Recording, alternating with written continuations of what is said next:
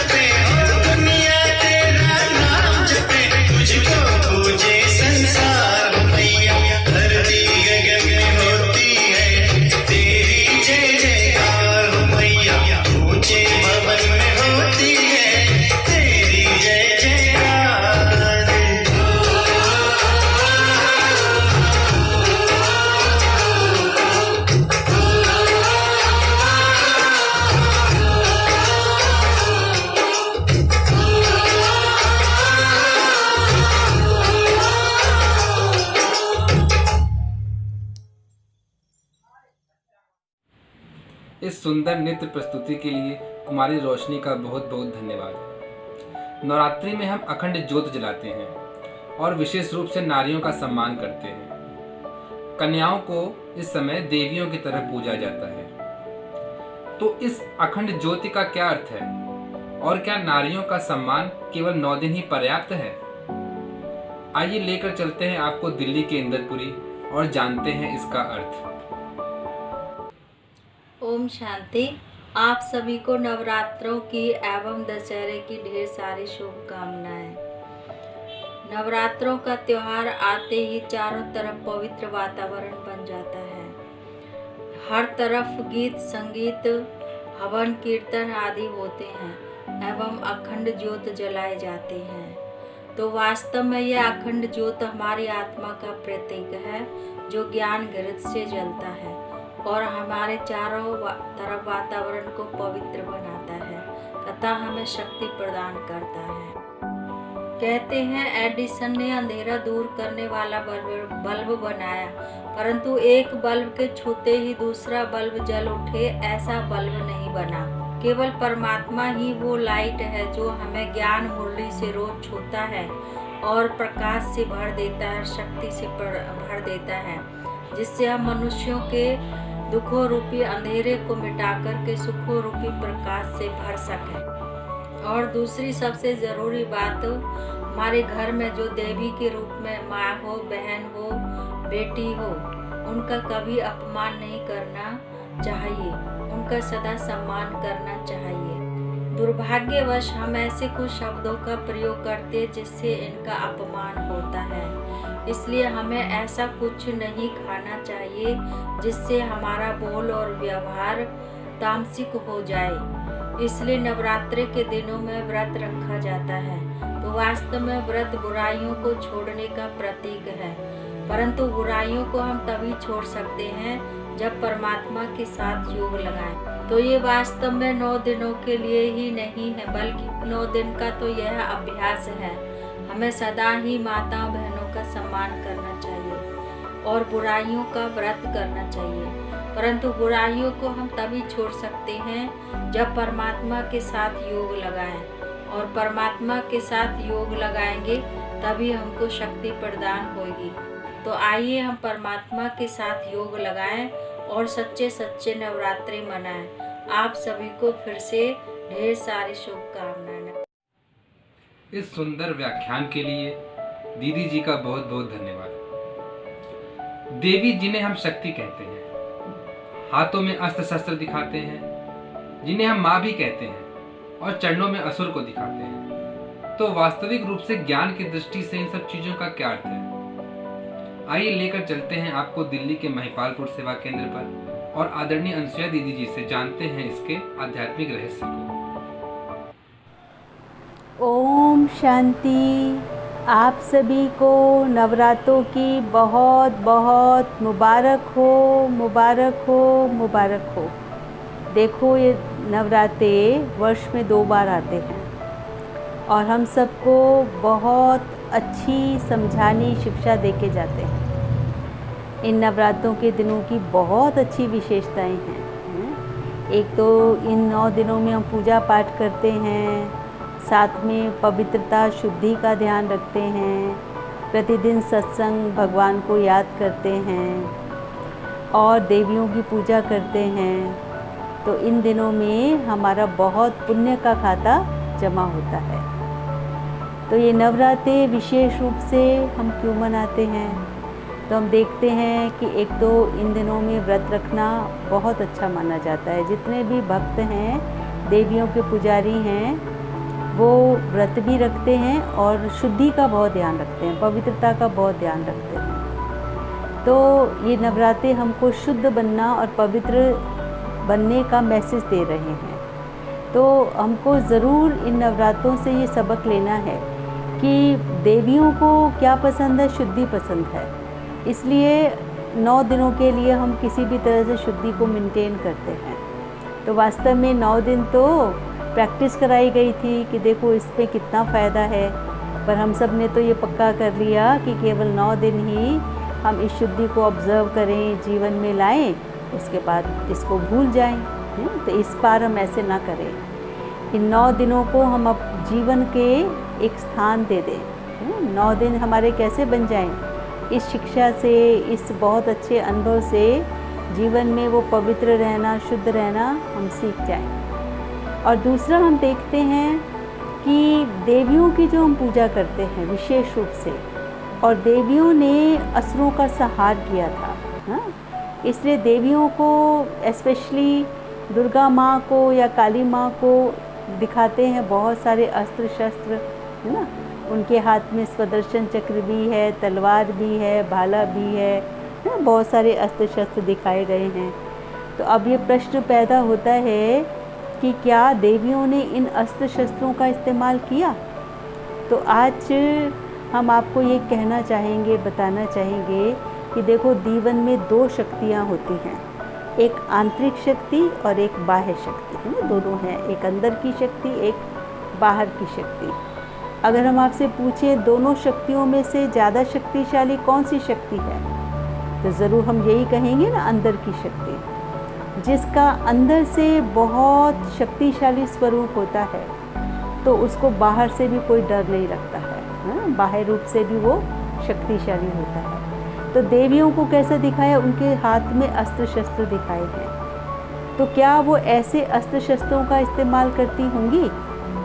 उनको तो हम सदा माँ के रूप में स्वीकार करते हैं, सभी देवियों को। और दुर्गा को तो सदा मुंह से शब्द भी ऐसे निकलता है, दुर्गा माँ, माँ निकलते हैं ना भाई। तो माँ ऐसे अस्त्र शस्त्रों का कैसे प्रयोग करती होगी?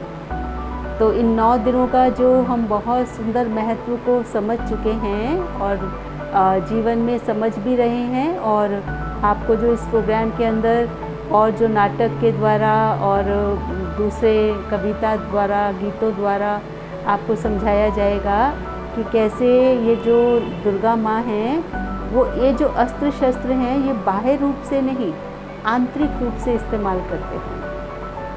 कैसे आंतरिक रूप से इस्तेमाल करते हैं वो आज 2 शब्दों में मैं आपको बताना चाहूँगी कि हमारी ज़िंदगी में जो भी समस्या हमारे सामने आती है, जो भी ऐसी बातें आती हैं जो हमें बहुत भयानक लगती हैं या हमें वो अच्छी नहीं लगती हैं, तो उन समस्याओं को, उन कारणों को हमें अपनी अंदर की शक्ति के द्वारा, आंतरिक शक्ति के द्वारा। तो आंतरिक शक्ति क्या है?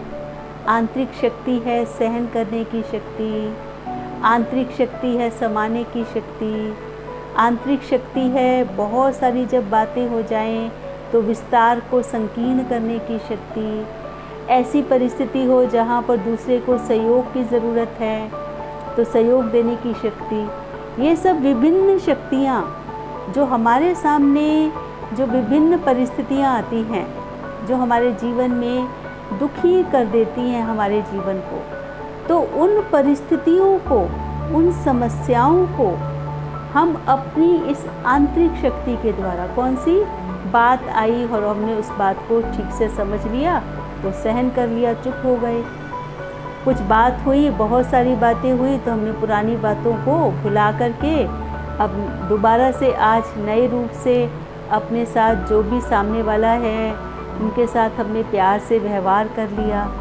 तो क्या किया? पुरानी बातों पर फुल स्टॉप लगा दिया, छोड़ दिया और बात को समझ करके चुप्पी धारण कर ली, अपने संबंधों को ठीक से निभाया, सहयोग दिया। ये तो सब शक्तियाँ कौन सी? आंतरिक शक्ति है। और ये आंतरिक शक्तियाँ क्या कहती हैं? जो हमारी जीवन में जो सामने परिस्थिति आई है, जो हमें दुख देने वाली थी, लेकिन इस शक्ति के द्वारा हमने उस परिस्थिति को ख़त्म कर दिया।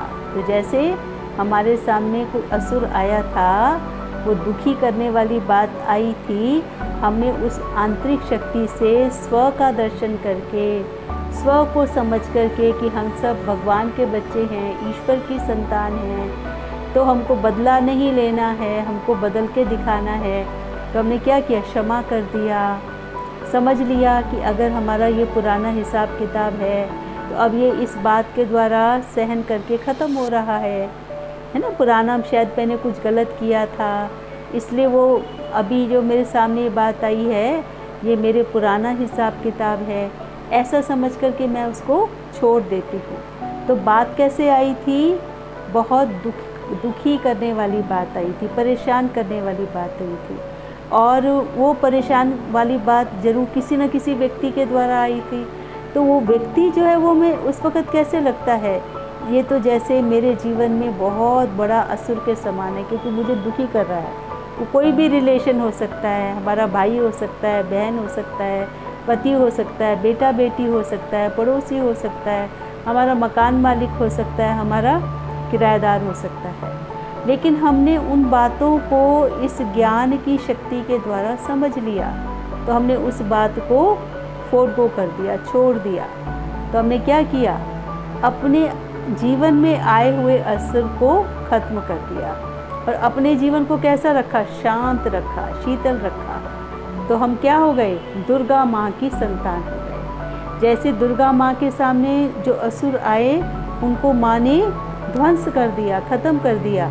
तो हमने तो ऐसा ही समझा था कि शायद वो जो उनके हाथों में अस्त्र शस्त्र दिखाए हैं उसके द्वारा ध्वंस किया होगा। लेकिन जब जीवन को और अच्छी तरह से समझने की कोशिश की तो क्या समझ में आया कि जीवन में आने वाली जो भी बातें हैं वो असुर के समान दुखी करने वाली होती हैं। तो उन बातों को हमें इस ज्ञान की शक्ति के द्वारा, आंतरिक शक्ति के द्वारा उन सब समस्याओं को समझ करके और ख़त्म कर देना और अपने जीवन को कैसा बनाना? बिल्कुल शांत शीतल बनाना। और वो कब हो सकता है?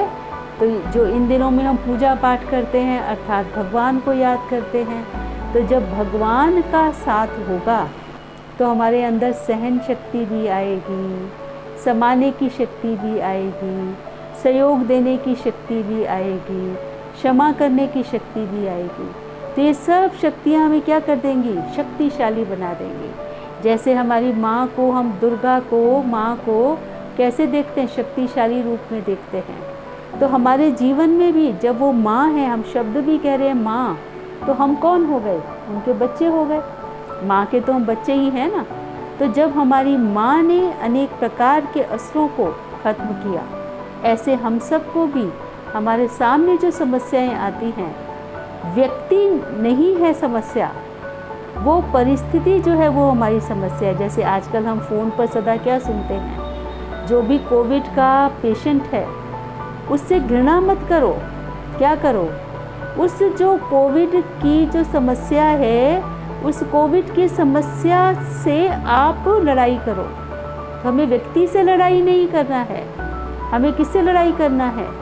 वो सामने जो बुराई आ रही है, घृणा की बुराई आ रही है, बदला लेने की बुराई मेरे मन में आ रही है, तो मेरे मन में जो पाप पनप रहा है, उस पाप को, उस बुराई को, उस गंदी भावना को, जिसको हम आज की भाषा में कहते हैं नेगेटिव चिंतन को, हम अपनी आंतरिक शक्ति से, वो आंतरिक शक्ति क्या है? जब हमें याद आता है कि हम भगवान की संतान हैं। जैसे नवरात्रों में प्रतिदिन जो हम भगवान को याद करते हैं, उनसे वो हमें शक्ति मिलती है, वो हमें सामर्थ्य मिलता है, वो योग्यता मिलती है, ताकि हम हर बात को समझ पाएँ। इसलिए वो शुद्धि जो है, शुद्ध खाना, अपने जीवन को वैसा सशक्त रखना, ये हमको उस श्रेष्ठ भावनाओं को बनाने में हमको बहुत मदद करता है। तो हम सभी अपने आप को उस श्रेष्ठ कार्य के लिए इन नवरात्रों के अंदर स्वयं को हम इस तरह से तैयार करें ताकि इन 9 रातों का जो अनुभव है वो हमारा जीवन बन जाए। तो हमारी आपसे उम्मीद है कि 9 रातों में जो जो आप प्रैक्टिस कर रहे हैं, शुद्धि की, परमात्मा को याद करने की, खान पान की भी शुद्धि, बोलने की भी शुद्धि, भगवान को याद करने का भी बहुत अच्छा अपना दिनचर्या के अंदर ऐड करते हैं। भाई आरती तो ज़रूर करनी है, पूजा तो ज़रूर करनी है। तो ये केवल 9 दिन के लिए नहीं, ये तो प्रैक्टिस कराई गई है। तो इसको हम जीवन का एक स्थान बना दें और अपने जीवन को 9 रातों का ही जीवन बना करके रखें। तो ऐसे नवरात्रे मनाने की आप सभी को बहुत बहुत मुबारक हो। मुबारक हो, मुबारक हो। इतने सुंदर व्याख्यान के लिए दीदी जी का बहुत बहुत धन्यवाद। तो जैसा दीदी जी ने बताया कि इन 9 दिनों में हम जो सात्विक जीवन जीते हैं वह सिर्फ 9 दिनों के लिए नहीं है, अपितु अपने संपूर्ण जीवन को सदैव के लिए सुखमय शांतिमय बनाने के लिए इनका अभ्यास प्रतिदिन आवश्यक है। तो दशहरा मनाने के लिए अपने अंदर अष्ट शक्तियों का समावेश अति आवश्यक है। 9 दिन अपने अंदर अष्ट शक्तियों को जागृत नहीं करेंगे तो दशहरा मनाएंगे कैसे? तो अष्ट शक्तियों की विस्तृत जानकारी के लिए अपने नजदीकी ब्रह्मा कुमारी सेंटर में संपर्क करें। अच्छा, ओम शांति। Happy Navratri, happy Dussehra.